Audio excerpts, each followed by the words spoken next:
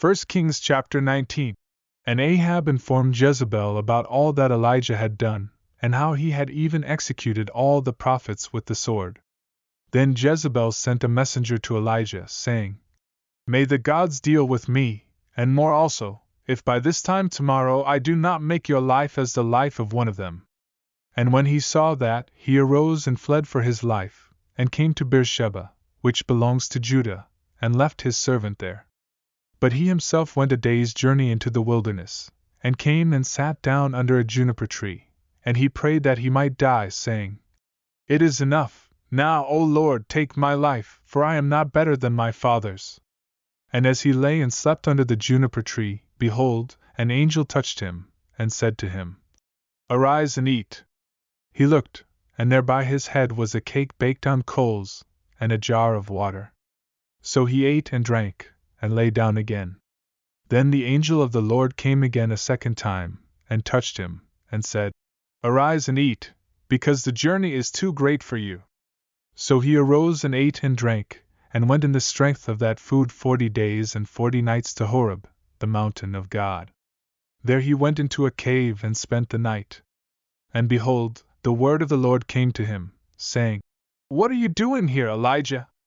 He said, I have been very zealous for the Lord God of hosts, for the children of Israel have forsaken your covenant, torn down your altars, and killed your prophets with the sword. I alone am left, and they seek to take my life. Then he said, Go out, and stand on the mountain before the Lord. And behold, the Lord passed by, and a great and strong wind tore into the mountains and broke the rocks in pieces before the Lord, but the Lord was not in the wind, and after the wind an earthquake, but the Lord was not in the earthquake. And after the earthquake a fire, but the Lord was not in the fire, and after the fire a still, small voice. So it was, when Elijah heard it, that he wrapped his face in his mantle and went out and stood at the entrance of the cave. Suddenly a voice came to him, and said, What are you doing here, Elijah? And he said, I have been very zealous for the Lord God of hosts, because the children of Israel have forsaken your covenant, torn down your altars, and killed your prophets with the sword.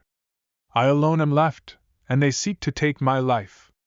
Then the Lord said to him, Go, return on your way to the wilderness of Damascus, and when you arrive, anoint Hazael as king over Syria.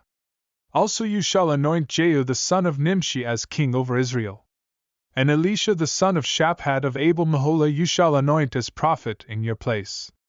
It shall be that whoever escapes the sword of Hazael, Jehu will kill, and whoever escapes the sword of Jehu, Elisha will kill. Yet I have reserved 7,000 in Israel, all whose knees have not bowed to Baal, and every mouth that has not kissed him. So he departed from there, and found Elisha the son of Shaphat, who was plowing with 12 yoke of oxen before him, and he was with the 12th. Then Elijah passed by him and threw his mantle on him. And he left the oxen and ran after Elijah and said, Please let me kiss my father and my mother, and then I will follow you. And he said to him, Go back again, for what have I done to you? So Elisha turned back from him, and took a yoke of oxen and slaughtered them and boiled their flesh, using the oxen's equipment, and gave it to the people, and they ate. Then he arose and followed Elijah, and became his servant.